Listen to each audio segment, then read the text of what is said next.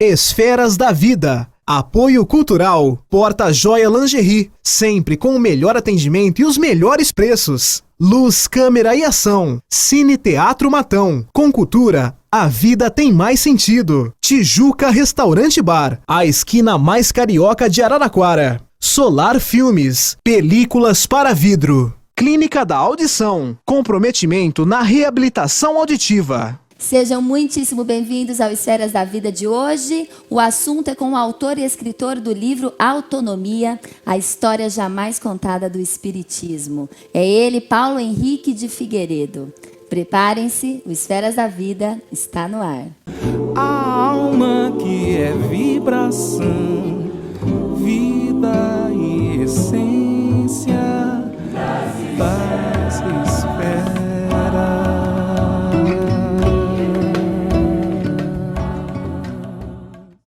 Transmitido pela TV Cultura Paulista e pelo Facebook da TV Cultura Paulista, Esferas da Vida no Ar, um olhar sobre a doutrina espírita. E hoje a gente tem a honra de receber Paulo Henrique de Figueiredo, autor e escritor do livro que acabou de ser lançado, Autonomia, a história jamais contada do Espiritismo. Seja muitíssimo bem-vindo, Paulo. É uma alegria tê-lo aqui conosco do Esferas da Vida.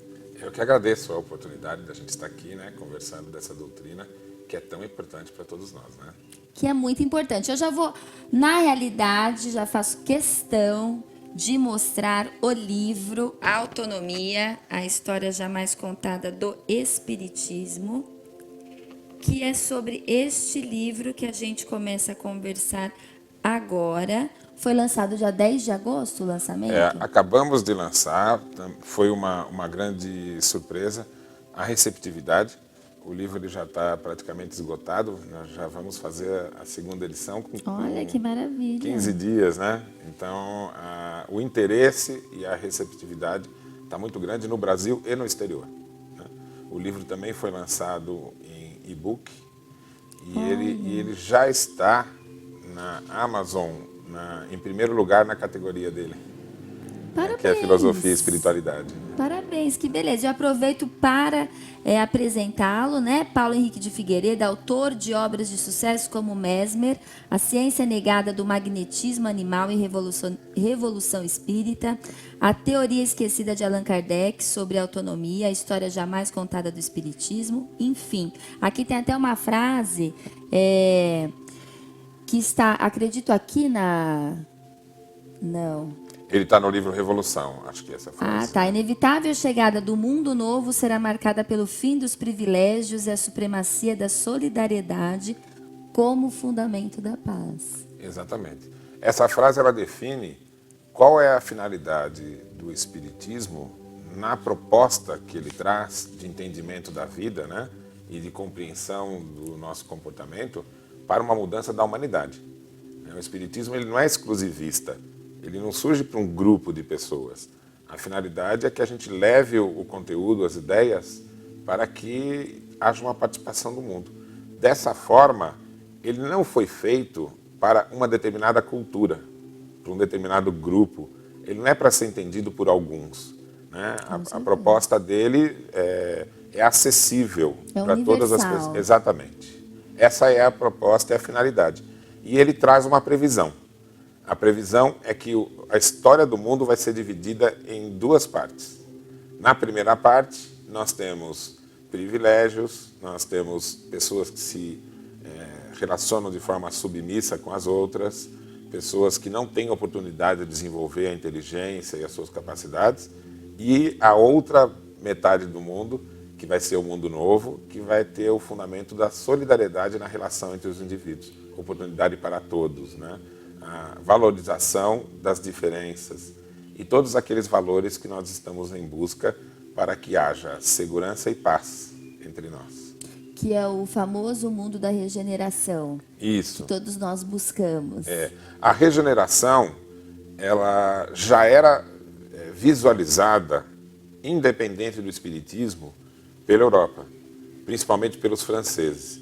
Porque depois que eles passaram pela Revolução Francesa, eles estavam imaginando assim, vamos deixar esse mundo que sacrificou tantas pessoas, aquelas questões da nobreza, dos privilégios, e a fome e as dificuldades da grande massa, né? Vamos deixar isso para trás. E aí eles criaram uma expressão: vamos gerar uma nova humanidade. Então, sob novas bases. Por isso a expressão regenerar, gerar sob novas bases. E que bases são essas? Veio surgir o Espiritismo para dar as bases do mundo novo. E agora, para a gente começar aqui a entender este livro, Autonomia, a História Jamais Contada do Espiritismo, é até um título ousado, na realidade, a História Jamais Contada do Espiritismo. Como que surgiu esse livro? Como que é a história do livro? E que história é essa, jamais contada do Espiritismo? Como que a gente pode... Aconteceu assim. Kardec, ele começou as suas pesquisas em 1857. Aí ele faz a Sociedade de Pesquisa em 58 e ele vai até 69, março. Mas quando ele chega em 63, ele recebe uma comunicação de um espírito chamado Erasto e vai dizer a ele o seguinte: olha, você está trabalhando com algo muito novo, porque você está propondo uma nova moral, que é diferente da moral até agora aceita. E essa moral nova, ela vem revolucionar o mundo, é uma revolução. Todo trabalho muito importante recebe grandes entraves, né? E vai haver uma tentativa de fazer com que tudo isso que você está trazendo de novo não seja conhecido. E aí esse espírito dá os detalhes de como isso iria ocorrer. E ele diz assim: quanto mais combaterem diretamente, mais interesse vai despertar nas pessoas. E o Espiritismo vai chamar a atenção de milhões de pessoas. Mas vai chegar um momento que os inimigos invisíveis, os espíritos que não querem que essa mudança aconteça no mundo, eles vão usar uma nova tática.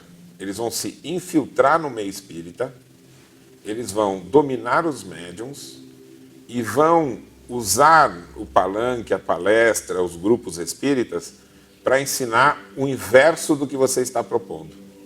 E com o passar das gerações, a mensagem pode ficar esquecida. Então, se prepare para que isso seja conhecido. Porque tem uma questão muito fundamental, que é assim: quando você conhece a história, você consegue mudar. Então, se as pessoas não souberem que ocorreu um desvio, ele vence, o desvio vence. E quando a gente conta a história, apresenta o que é que seria, o que deveria ser e para o que se desviou, a gente consegue mudar, né? E o livro, então, vem trazer essa mensagem que o próprio Kardec preparou para que no futuro a gente pudesse reconstruir a história do Espiritismo.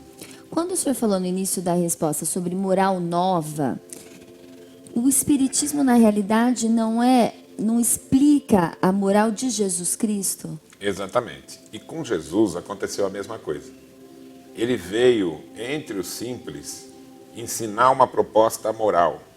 E o velho mundo anterior a ele abafou o que ele veio dizer e transformou a mensagem dele libertadora em dogmas. Então, também ocorreu um desvio na proposta do cristianismo. A diferença foi a seguinte: o cristianismo ele levou alguns milhares de anos para que a gente pudesse entender que ele estava sendo esquecido. Porque a função do Espiritismo é recuperar o verdadeiro cristianismo. O cristianismo proposto por Jesus. Sim. Só que a proposta de Jesus foi desviada pelas estruturas formais das religiões. O Espiritismo sofreu a mesma coisa. Só que, se para Jesus levou 2000 anos para recuperar, o desvio que ocorreu no Espiritismo foi só de 150 anos. Então, nós estamos vivendo um momento agora de recuperação das bases da proposta de Kardec. E, para isso, nós temos que entender que tem dois tipos de moral, para você poder saber qual das duas o Espiritismo propõe. E aqui no livro, existe um acervo, então, de Kardec. Como é que foi entender essa nova moral e o que estava acontecendo no Espiritismo? Enfim. Mais à frente um pouco eu posso explicar qual a diferença entre os dois tipos de moral. Mas o que aconteceu é o seguinte: o Espiritismo ele foi atacado na França e praticamente ele desapareceu nas gerações seguintes. Ao mesmo tempo, ele estava surgindo no Brasil. Então, a história da recuperação do espiritismo, ele envolve duas questões. Kardec lutando para preservar a verdadeira história do espiritismo e, para isso, ele foi juntando os documentos. Ele foi pegando as cartas. Ele recebia de 8 a 10 mil cartas por ano. Sim. O que deve ter dado em torno de um acervo de 50 a 80 mil documentos. Era um valor, uma quantidade extraordinária. Ele chega a relatar que quando ele precisava procurar um documento que não estava separado, ele podia levar 3, 4 dias procurando um acervo.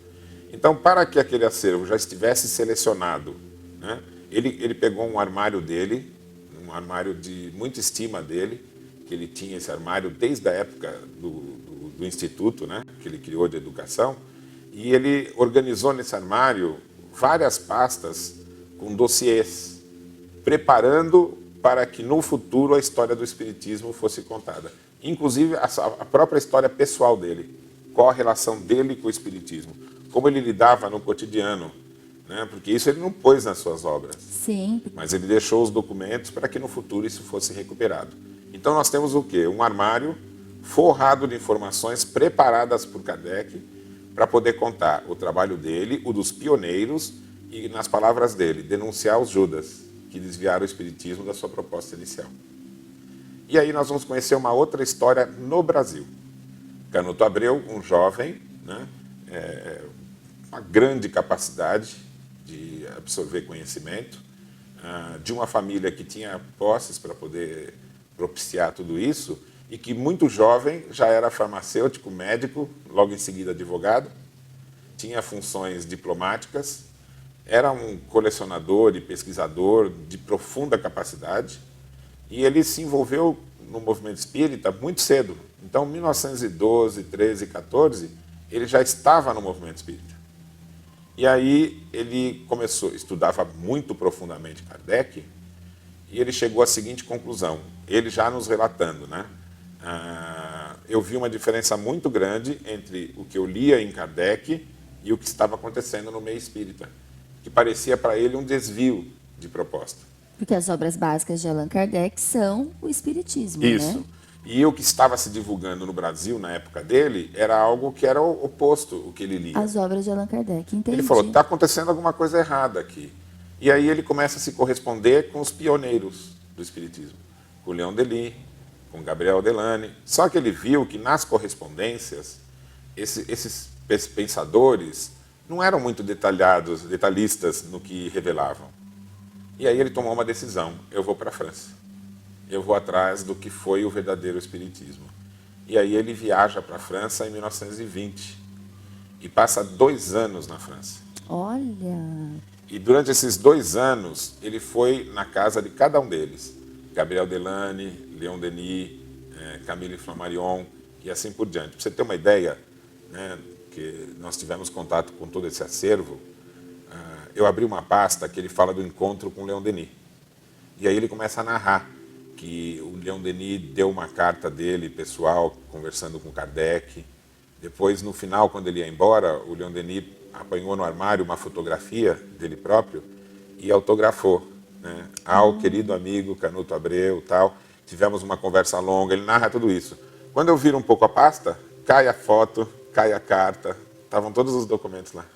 Olha. Então ele não só contou uma história, como ele registrou e trouxe todos os documentos para que ela possa ser recontada. E aí, então, na França, ele tem contato pela primeira vez, porque nem Leon Denis, nem o Gabriel Delany, nenhum dos pioneiros teve contato com esse armário. Esse armário foi tirado do meio espírita, foi afastado. O acervo de Kardec, com aquelas milhares e milhares de cartas, foi queimado. Foi uma tentativa de apagar, né, até mesmo por aqueles que iam ser denunciados de estar desviando o espiritismo, né? Mas, por umas peripécias que eu conto aí no livro, ele tem contato com o armário. Pela primeira vez, a primeira pessoa que teve um contato com esse armário. Canuto de Abreu, Saiu do Brasil, brasileiro, chega à França. entrevista todos os pioneiros, contam para ele que estava ocorrendo um desvio, e que haviam documentos que eles não tinham acesso que contaria essa história, e nesses 2 anos que ele esteve lá, ele tem contato com esse armário. Aí ele vai regularmente nesse local e começa a copiar tudo. Copiar as cartas, ler tudo, aí tem Kardec contando como que foi a vida dele, como é que foi a infância, como é que foi o namoro dele com a Amélie, como é que eles construíram o instituto, o que foi o início do espiritismo, como é que ele descobriu tudo isso, as dificuldades enfrentadas, como ele atendia as pessoas no seu cotidiano, as doenças, as dificuldades, né?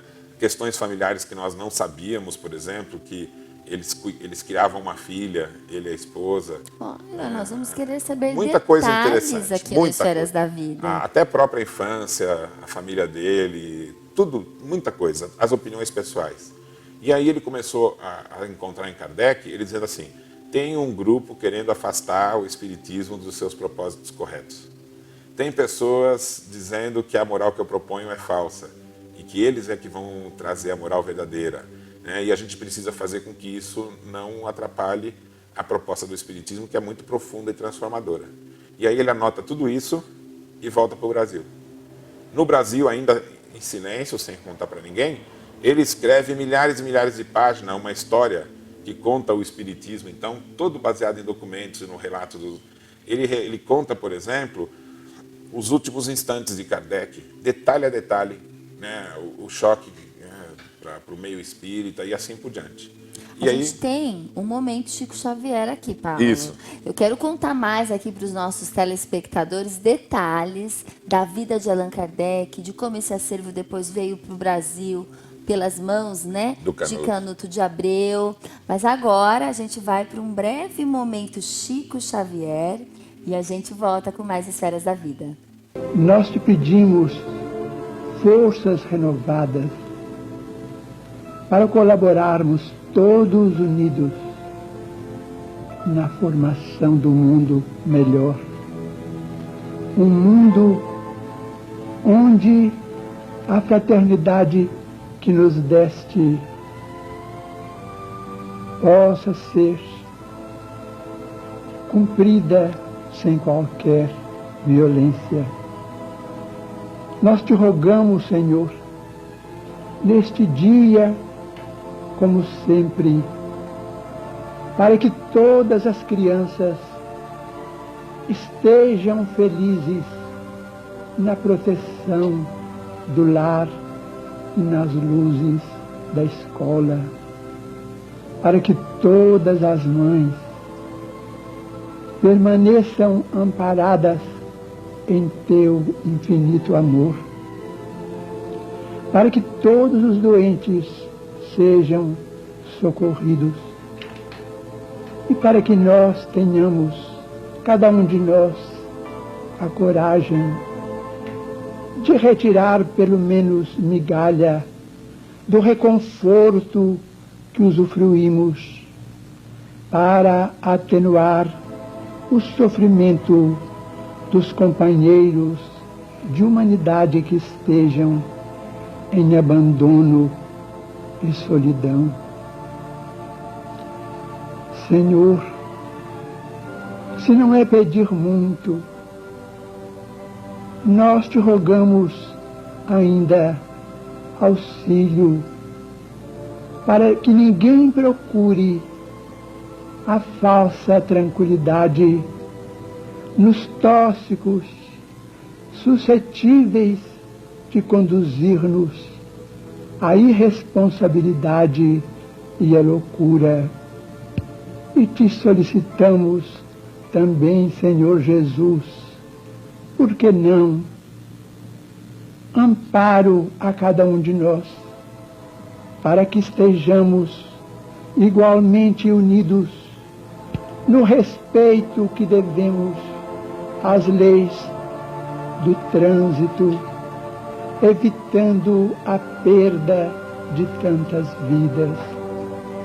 Amado Jesus, nosso Senhor e Mestre, nós te rogamos ainda inspiração e bênção para todos os homens respeitáveis que nos governam, para que eles possam sustentar-nos a segurança e a paz, o trabalho e a justiça, o progresso e as alegrias da vida comunitária. E te pedimos para que os nossos pastores religiosos, sejam eles, Senhor, quais forem, tenham para conosco, como sempre, a devida paciência, tolerando as nossas fraquezas e permanecendo fiéis à lavoura da fé, porque nós todos, amado Senhor Jesus Cristo, necessitamos da bênção da religião para vivermos em paz. Ensina-nos, Jesus, o perdão e a solidariedade humana na prática verdadeira que nos legaste, e guia-nos, Senhor, para o teu reino de paz e de amor, e releva-nos, por misericórdia, este nosso pedido aqui no Clube dos Artistas, permitindo que a tua bênção se estenda sobre nós todos, amparando-nos a todos, agora e para sempre, Senhor, assim seja. Mas o Clube dos Artistas é voz do Brasil e é voz de todos aqueles que desejam um mundo de paz e amor para nós todos e para todos aqueles que conosco integram a comunidade terrestre, em nome de nosso Senhor Jesus Cristo. Paz e espera.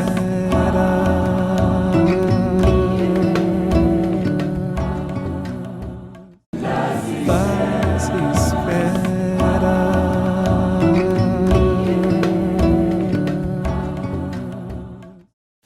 De volta ao Esferas da Vida, um olhar sobre a doutrina espírita. Hoje a gente conversa com o autor e escritor do livro Autonomia, a história jamais contada do Espiritismo, Paulo Henrique de Figueiredo. Mas antes, aqui no segundo bloco, eu sempre indico para vocês que querem, né, um aprofundamento da doutrina espírita, a Revista Internacional de Espiritismo e o jornal O Clarim, todos pela editora O Clarim, aqui da nossa cidadezinha perto de Matão.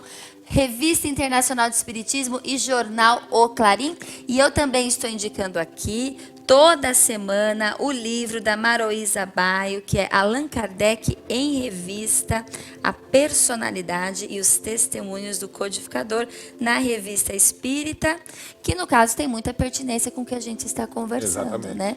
Nós estamos conversando da história aí de Allan Kardec, do Espiritismo, de como esse acervo de Allan Kardec veio para o Brasil por meio, né, das mãos de Canuto de Abreu. Conta mais um pouquinho para a gente, Paulo. Olha, o contexto do surgimento do Espiritismo, ele foi, no campo da moral, uma proposta nova que enfrentava tudo o que se pensava até então. Qual que era a linguagem corrente da moral? Era de um Deus punitivo, né? Isso estava presente na sociedade. Por mais que tenha ocorrido a Revolução Francesa com ideias novas, elas não chegaram a fazer parte do cotidiano. Quando a pessoa ia pensar na questão moral, boa parte delas estava sob esse estigma de que Deus fez da vida um castigo pelo erro da alma. É o que dizem todas as religiões, e o Espiritismo vem trazer uma proposta nova, que é: a alma não é criada perfeita, porque as religiões imaginam a alma criada perfeita e degenerada, e aí ela é castigada por ter degenerado. A proposta do Espiritismo é evolutiva. Então ele vai dizer assim, a alma humana é criada simples e ignorante. Ignorante, que está no livro dos Espíritos. Isso. O simples é o não desenvolvimento do domínio sobre a vontade, que é a moral. E o ignorante é sem o desenvolvimento da inteligência e aquisição do conhecimento. E como isso surge na primeira vida humana, que Kardec vai dizer que leva 100 até 1000 vidas para que você tenha consciência de si mesmo. Então, ele vai trazer uma nova relação com Deus e consigo mesmo. Porque se você não tem nem inteligência, nem domínio da vontade, você inicia sem responsabilidade moral. E a responsabilidade moral vai ser uma conquista progressiva. Isso muda a nossa relação da vida. Porque se essa vida fosse um castigo de Deus, não teria solução para o mundo, não teria solução para a sociedade. Nós estaríamos aqui só para sofrer. E o que o Espiritismo vem demonstrar é que a maioria dos sofrimentos da humanidade advém do egoísmo e do orgulho. Então, você superando o egoísmo e o orgulho, você cria uma nova sociedade. Então, a visão, né, de fim de mundo, que é um Deus destruindo aquele mundo que ele criou só para castigar, que é falsa, vai ser substituída por uma humanidade que se reconstrói, que cria novas bases para o próprio relacionamento entre elas, que se responsabiliza pelo que acontece com ela e com o mundo. E é isso que nós vamos viver. Eu apresento no livro uma recuperação que eu considero fundamental, que é a seguinte: os povos primitivos da Terra viviam sob uma relação entre eles muito diferente da civilização que surgiu, que criou essa divisão, que criou privilégios e tal. Então, na África, havia um código de relacionamento chamado Ubuntu. E esse código é assim: cada um que cresce, cresce por todos. Sim, é lindo. Se você se destaca, você se destaca para a aldeia. E a aldeia cresce quando você cresce. É o pensamento coletivo. Isso, o que solidário. falta muito hoje. A gente vive muito individualismo. Isso. E aí o que o Espiritismo vem demonstrar é que esse Ubuntu, essa caridade desinteressada, você agir sem esperar recompensa e sem ter medo de castigo, é a lei moral que rege o universo. Então é como se o universo todo estivesse olhando para o nosso planeta, aguardando que a gente compreenda isso, para participar dessa comunidade coletiva universal, que é a comunidade do bem, né? Quando a gente enxerga isso, o mal se dilui. Porque o mal, em sendo ignorância, quando surge o esclarecimento, ele deixa de existir.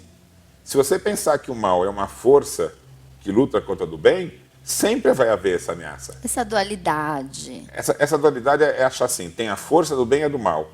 Então, sempre estaria o mal à espreita. Mas Nunca teria existe paz. essa dualidade dentro da gente, não é isso, Paulo? Mas aí essa dualidade dentro da gente é a oportunidade de compreender e o mal é a ignorância. Então, o mal é a ausência da compreensão. Então, qualquer compreensão que você se desenvolva, você já está acabando com a ignorância.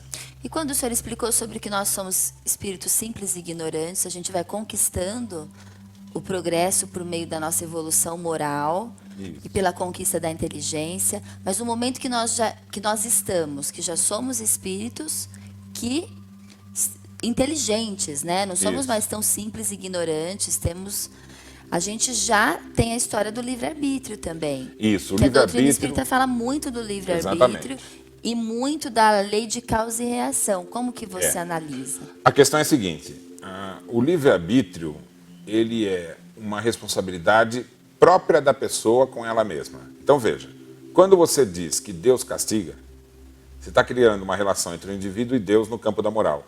Ou seja, Deus precisa me avaliar para eu saber se eu estou certo ou errado. Então o nome disso é heteronomia.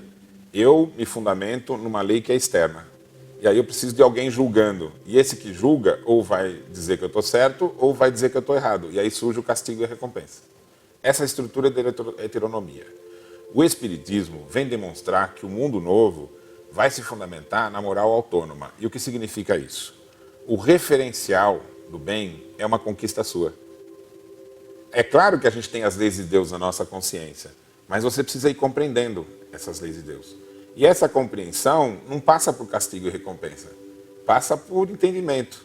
O sentimento natural de quem está fazendo o bem é a felicidade. E o sentimento daquele que faz o mal, aí, ou seja, eu sei que aquilo é o mal e eu faço assim mesmo, é um sofrimento moral insuportável, que não cessa enquanto ele não volta atrás. Então, Deus controla o universo de tal forma que ele sabe que os seres vão se conduzir para o bem pelos próprios desejos, pelo próprio encaminhar do seu desenvolvimento. Então, a tônica do universo é a liberdade. Mas uma liberdade que se torna responsável quando você se reconhece um participante. E muitos palestrantes falam que nós temos uma consciência divina interna, obviamente, que a gente tem que buscar acessar essa consciência divina. Isso. Porque a gente tem todas as leis divinas dentro de nós. E quando a gente faz uma maldade, no estágio em que estamos, a gente sente que aquilo não é o correto. que aquilo não é Mas na medida que já compreende, porque quem ainda é muito simples ainda não entende. Então a responsabilidade vai sendo progressiva. Quanto mais você sabe, mais responsável você é. Só e que no alguns caso, só Deus sabe. Como que a gente... Porque a gente não pode julgar. nós Cada temos um está num estágio. uma intuição do bem e do mal. Só que a proposta autônoma, ela não se fundamenta em competição. Justamente por o seguinte fato. Você tem um Sim, desenvolvimento. tá certo. A verdade, a compreensão total das leis é tão gigantesca que você abordou por um pedaço. Imagina o seguinte, que nós estivéssemos todos aqui em torno do oceano. Tem como a gente abordar o oceano da mesma forma? Não, são por lugares diferentes, por caminhos diferentes, por continentes diferentes.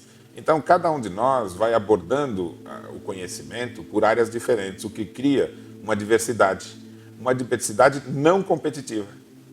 Ou seja, as habilidades que você adquiriu, ideias, conhecimentos, são diferentes de cada um de nós, diferente daqueles que estão nos assistindo.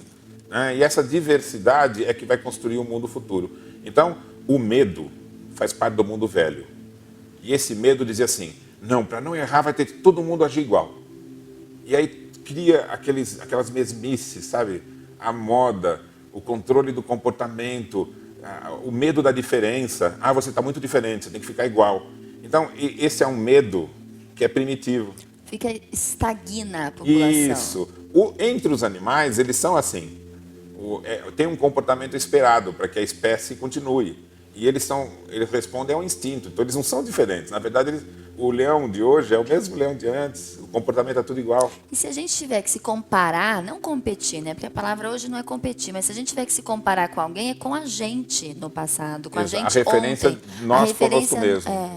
Só que eu também posso fazer o seguinte, se você se expressa, eu consigo enxergar o que você tem a contribuir. Então você consegue entregar para mim algo que você levou muito tempo para desenvolver e que você pode sintetizar para mim. Ou seja, quando a gente começar a ser solidário no mundo e cada um representar aquilo que é, sem medo de ser diferente, nós vamos aprender muito rápido.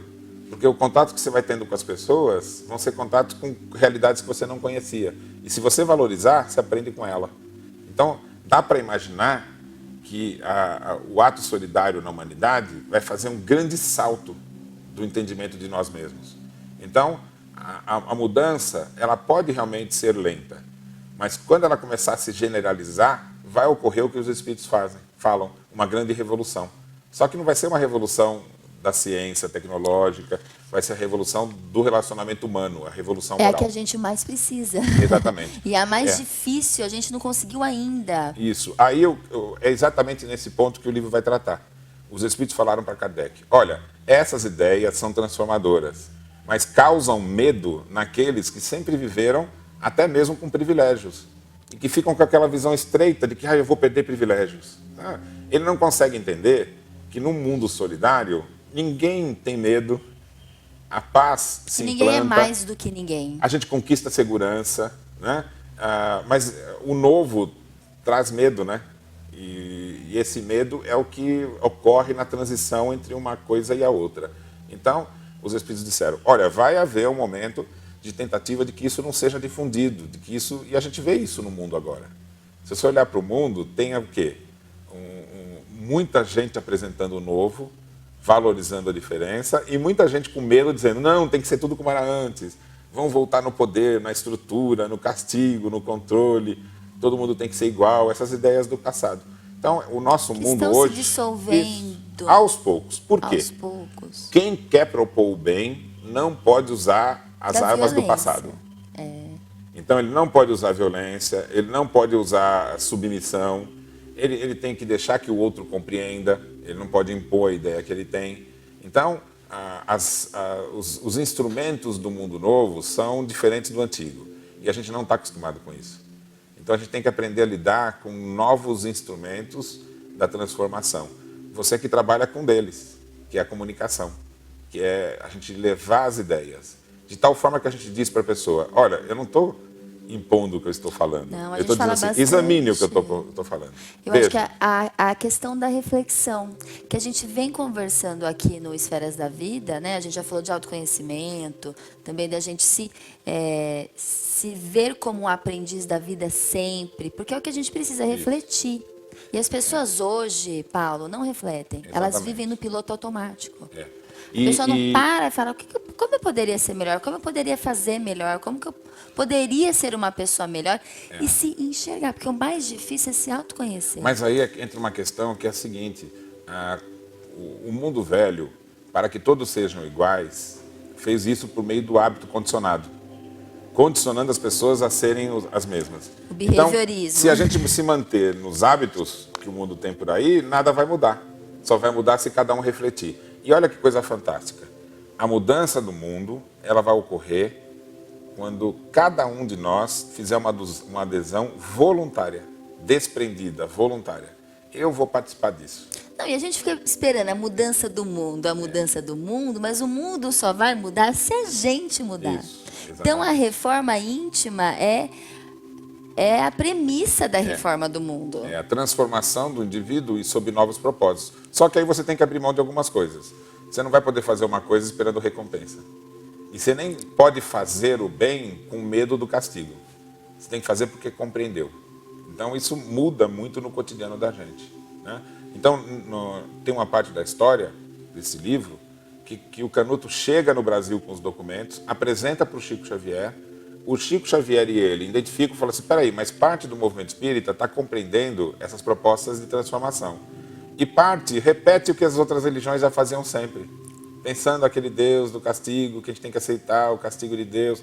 E As pessoas personificam ainda Deus, o que é muito complicado. Aí eles falam assim, o Chico e o Canuto, nas cartas entre eles, nós vamos ter que contar isso tudo para todo mundo. Aí o Canuto fala, vamos falar com os espíritos? E aí eles conversam com o Emmanuel, e o Emmanuel fala, não é o momento. Isso aqui precisa ser preparado, traduzido, a história contextualizada, e no futuro a gente conta isso para todo mundo. Então, o livro, tecnicamente eu posso dizer, ele não é meu. Ele é essa história do Chico, do Canuto, do Leon Denis, do Gabriel Delane, do Canuto. E olha que interessante, o Canuto de Abreu ficou tão preocupado com... Ele sabia do que ele tinha em mãos. Isso. Pergunta a Chico Xavier Isso. como que ele poderia trabalhar, lidar com esse acervo Isso. importantíssimo de Allan Kardec. E Chico, por meio de Emmanuel, falou... O segura. Emmanuel falou para ele, porque o Chico queria que divulgasse. Ah, E tá. o Emmanuel falou por assim, meio do não Chico, vou sim. falar por mim, eu vou falar pelos espíritos que estão Orientando. estão me orientando. Então eles falaram assim, era para chegar na mão de vocês, traduzam isso, preparem os artigos. Então essas coisas todas que eu estou contando estão nos artigos. E a gente reproduziu os trechos dos artigos no livro.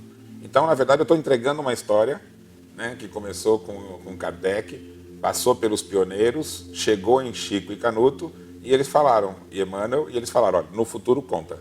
Então, o livro ele traz a palavra de todos esses, que vem dizer... Não por acaso chegou em Exatamente. Chico e Canuto, né? Nada é por acaso. E a gente conversa mais sobre o livro, mais sobre algum... O senhor vai ter que dar spoiler pra gente. Alguma coisa, contar das Conto, cartas sim. de Kardec, como que era a vida de Allan Kardec, né? A parte pessoal, porque principalmente a parte pessoal a gente não tem muito, né? Não. Teve o filme agora, né? Mas enfim, a gente já volta, a gente quer saber mais, sim, dessas cartas, e a gente vê no próximo bloco. Paz espera. Paz espera.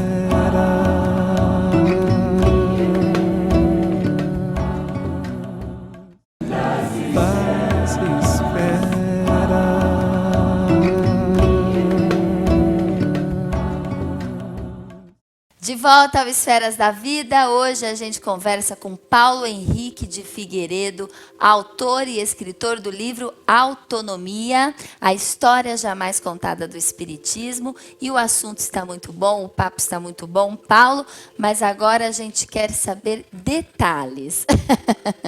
Ai, o nosso espírito curioso, né, investigativo, nos ajuda a querer, assim, você poderia falar alguns detalhes da vida de Kardec, que te emocionou?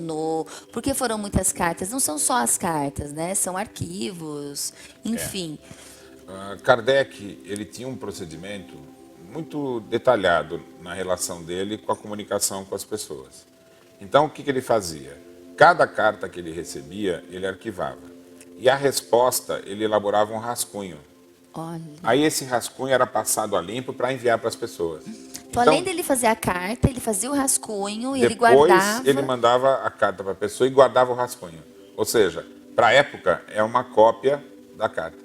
E ele guardou todo o acervo das cartas recebidas e das cartas enviadas, né?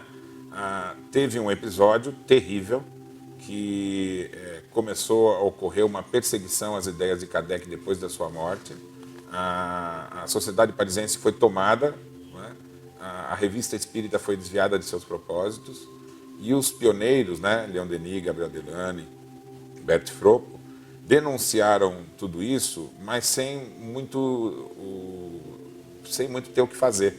Porque como a sociedade era legalmente instituída, quando essa sociedade foi comprada pelos indivíduos que eram contrários às ideias de Kardec, eles ficaram de mãos atadas. E aconteceu algo terrível, que quando morreu Amélie, eles pegaram toda a estrutura do Espiritismo como se fosse uma herança.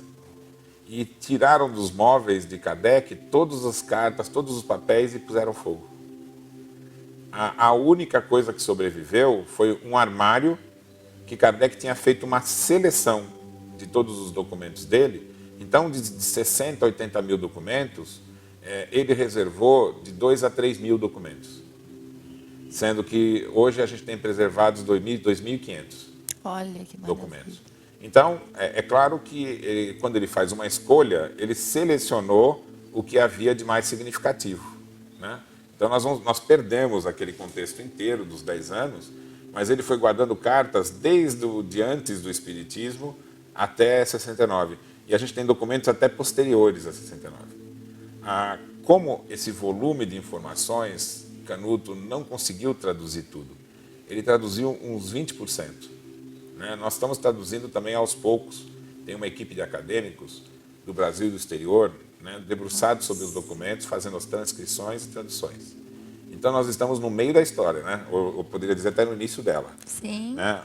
Agora, as impressões de Canuto e de Chico sobre isso, a gente já conseguiu também ver uma parte. Porque o material de Canuto também são 40 mil documentos.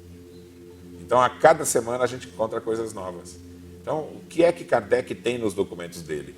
Se a gente só conhece 20%, o que será que tem nos 80%? Nossa. Então, reserva o futuro muitos estudos que a gente vai poder fazer sobre o assunto. O que eu acho interessante, que o senhor falou aqui no comecinho, é que Kardec recebia muitas cartas, respondia às cartas da grande maioria das pessoas. Além de responder, ele tomava o cuidado de fazer uma cópia para guardar, para não ter nenhuma adulteração do que falou, do que não foi falado. Então, demonstra a disciplina. Exatamente. Até a humildade, né? Porque a gente se pergunta, como será que era Allan Kardec? Porque a gente tem aquela foto de Allan Kardec sisudo. Agora, né, foi lançado o filme que mostra um pouquinho, né, a intimidade de Allan Kardec.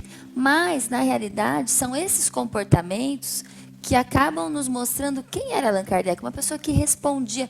Tem até aquela história que ele recebeu muitas cartas e não pôde responder, mas respondeu de uma pessoa. O senhor podia contar para a gente aqui, né? Esse material ele está todo desenvolvido já num capítulo. Já é um pedaço do que a gente vai demonstrando aos poucos pelo acesso aos documentos. Mas, por exemplo, nós encontramos uma carta a um pessoal que estava organizando o movimento espírita e queria orientações dele para como fazer o jornal, e ele teria que dar essas explicações todas quando ele chegou de uma viagem. E aí ele responde dizendo assim, olha, não vai dar para eu falar agora, porque eu acabei de chegar de viagem, tem muita carta para responder, e eu vou viajar para aí e falo pessoalmente com vocês. Só que naquele mesmo dia, no arquivo, a gente tem outra carta. Ele respondeu essa rapidamente e ele gastou 18 páginas, investiu 18 páginas para um senhor que escreveu para ele dizendo assim, olha, eu não tenho como ser perdoado por Deus pelos erros que eu cometi.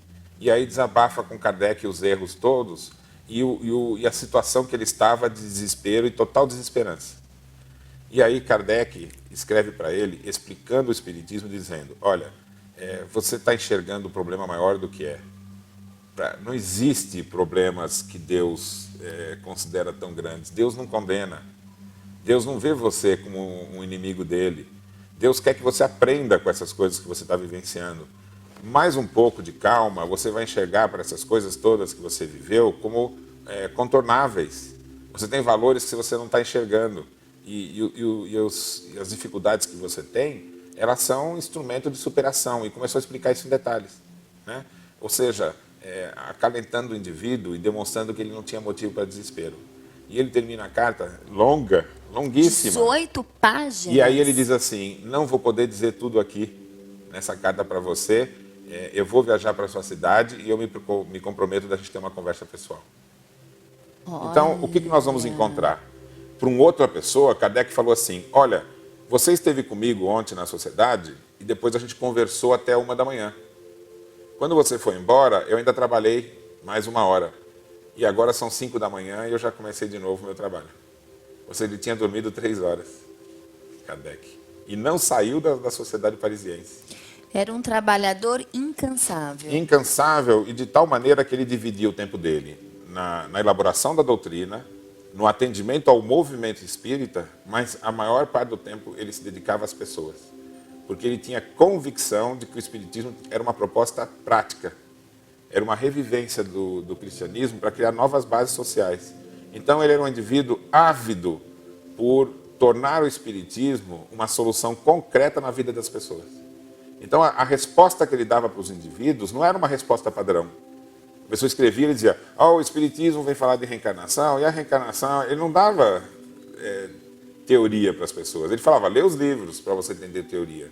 Mas especificamente no seu caso, eu posso dizer, e aí dava um entendimento moral. Ele acolhia com Exatamente. amor, com carinho. E falando o que era específico para aquela pessoa.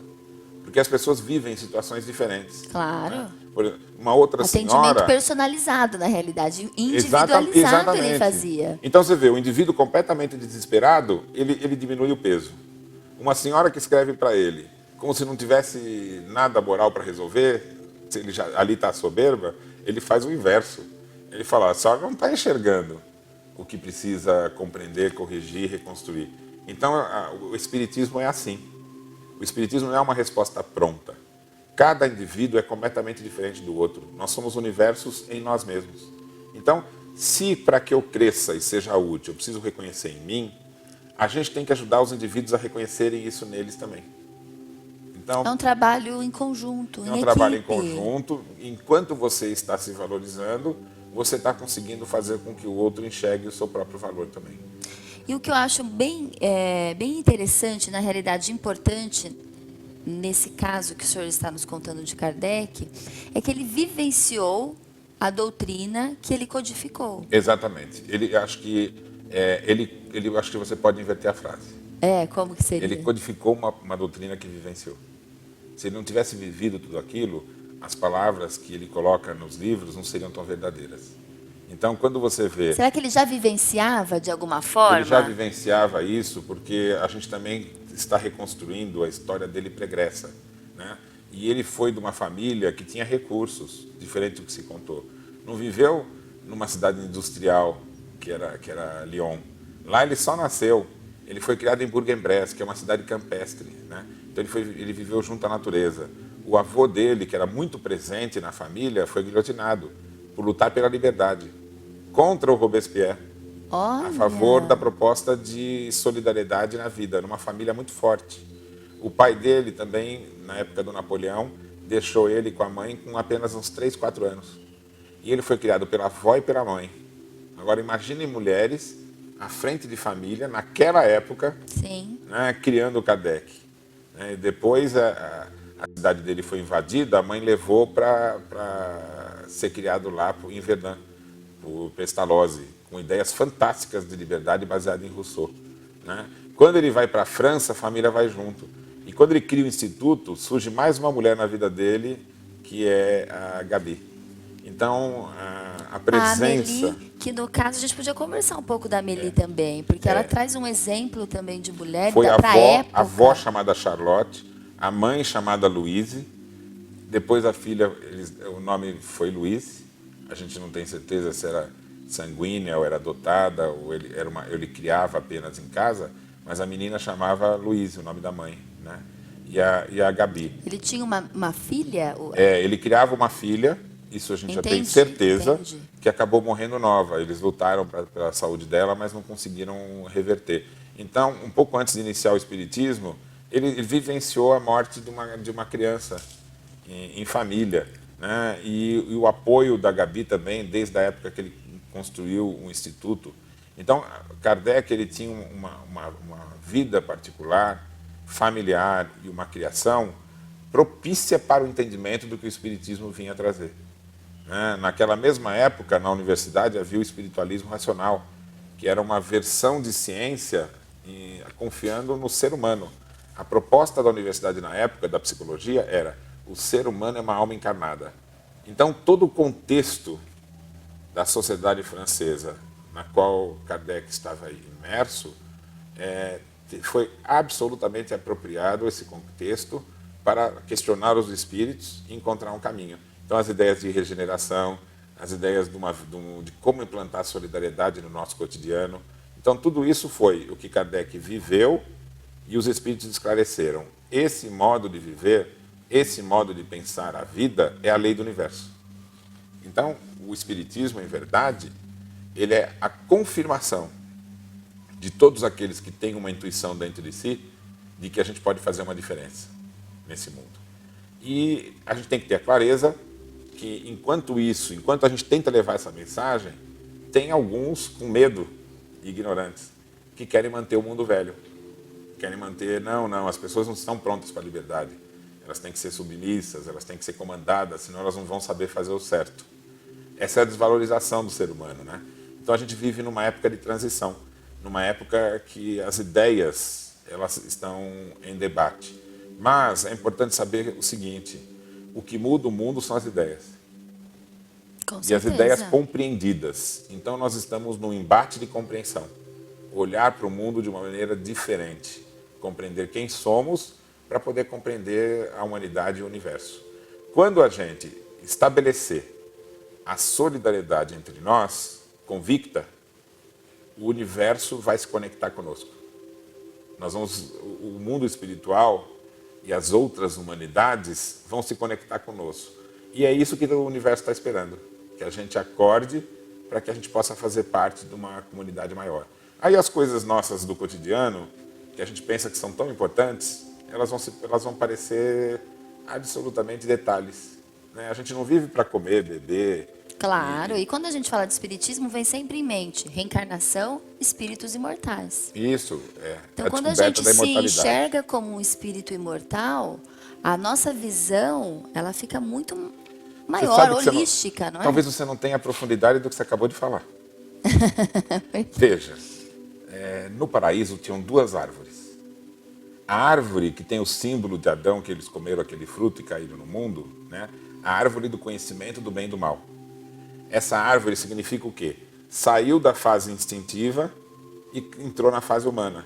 Aí diz assim, conheceu a morte. O que é conhecer a morte? É que você começa a ver, eu morro, eu renasço, eu morro, eu renasço. Tinha uma outra árvore no paraíso, que era a árvore da imortalidade. E lá o símbolo diz o seguinte, essa árvore vai ser cercada de querubins. Porque quando os homens descobrirem essa árvore, eles vão descobrir que são como nós, os deuses imortais. Então, em verdade, é o que você está falando. Nós estamos na época, né, que a humanidade vai se deparar com essa nova árvore. E essa nova árvore, ao invés do símbolo da condenação, é o símbolo do contato nosso com a universalidade. Do progresso, da esperança, de que a gente tem né? Sempre E o espiritismo novas é como se ele oportunidades. demonstrasse o caminho para essa árvore, sabe? Vamos comer desse fruto da imortalidade que a gente vai começar a conhecer quem verdadeiramente nós somos. É isso mesmo. Paulo Henrique de Figueiredo, é uma honra tê-lo aqui conosco. agradeço. Agradeço muito a sua participação aqui no Esferas da Vida. Espero tê-lo sempre. O nosso bate-papo foi muito agradável. Que bom, espero também que tenha agradado a quem nos acompanhou. E para mim também foi muito bom. E para quem quer escutar e ouvir mais o Paulo, é na TV Mundo Maior. Conta pra gente. Você também faz Isso. alguns trabalhos, né, na área de comunicação. Faço sim. Eu tenho um Conta pra programa que gente. chama Livre Pensamento, que você pode ver pela TV ou até no YouTube também. Ele é ao vivo das 11 ao meio-dia na segunda. E eu tenho um programa de sexta-feira, também às 13 horas na rádio Boa Nova. Que também hoje em dia, né, o que a gente fala de TV e rádio se reproduz na internet, né? Sim, então, sempre. O acervo desses programas também pode ser vistos e a gente fala, esse papo que a gente teve aqui, a gente esmiuça em detalhes nesses programas. Muito bom. Muitíssimo obrigada. Eu que agradeço. A gente fica por aqui e o Esferas da Vida é toda quinta-feira aqui com vocês, às 10h15 da noite, logo após o Jornal da Cultura. Um super beijo e até a semana que vem.